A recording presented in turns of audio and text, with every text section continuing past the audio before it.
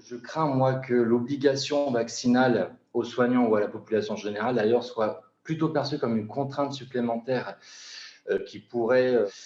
conduire à ne pas respecter la règle et à l'enfreindre en refusant ce processus vaccinal.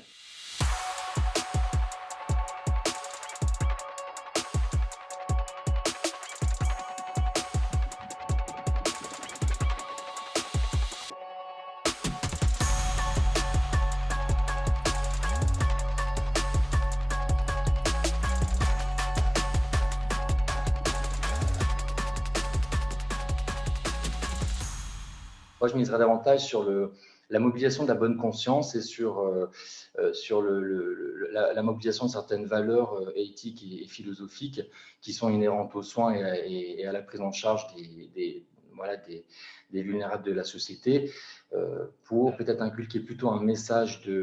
d'encouragement et d'accompagnement plutôt que de percevoir vraiment cet indice vaccinal comme une véritable contrainte et forcer la main finalement des soignants. Oui, l'exemplarité, effectivement, dans le sens de peut-être de la visibilité ou de messages politiques qu'on est censé de toute façon faire passer à la société, hein. Je pense qu'on a aussi ce rôle un petit peu de prévention par l'image, hein, comme on dit. Après, il y a aussi peut-être la notion de responsabilité des tiers, la responsabilité de soi-même, hein. C'est le principe éthique de la responsabilité qui voudrait que l'on soit responsable de soi-même et des autres dans l'instant présent, mais surtout dans les générations futures et dans le monde qui se profile. Et peut-être que finalement, ce principe de responsabilité, il commencerait déjà par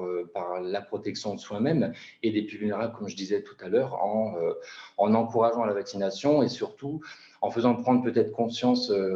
aux professionnels de santé, mais pas que peut-être que la considération vraiment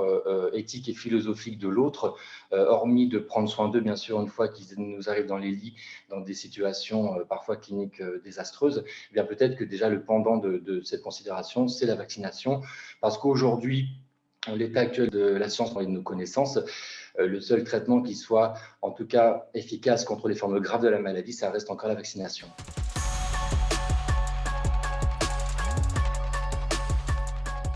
La philosophie telle qu'on l'envisage aujourd'hui dans les soins, et si on se réfère aux prémices de cette philosophie un petit peu antique, qui mobilisait tout un ensemble de valeurs, notamment de valeurs morales, qui peut s'opposer parfois à la passion, à la passion de la volonté et du désir. Kant nous dit que le libre arbitre de l'individu, c'est pas forcément de tendre vers des aspirations qui pourraient faire penser au chaos ou qui pourraient aller à l'encontre des lois de la nature. Peut-être que finalement, nous dit Kant, la véritable valeur morale et le principe de bien chez l'homme, c'est peut-être de tendre vers les solutions ou les décisions, même issues du libre arbitre, qui soient les plus favorables pour le monde. Alors, bon, on pourrait mobiliser d'autres philosophes et d'autres concepts, hein. Il y a aussi peut-être l'éthique de la vulnérabilité ou l'éthique du care. L'éthique du care, c'est quoi? C'est tout simplement prendre soin et la prise en soin du patient avant même d'arriver dans ce schéma de prévention tertiaire qui est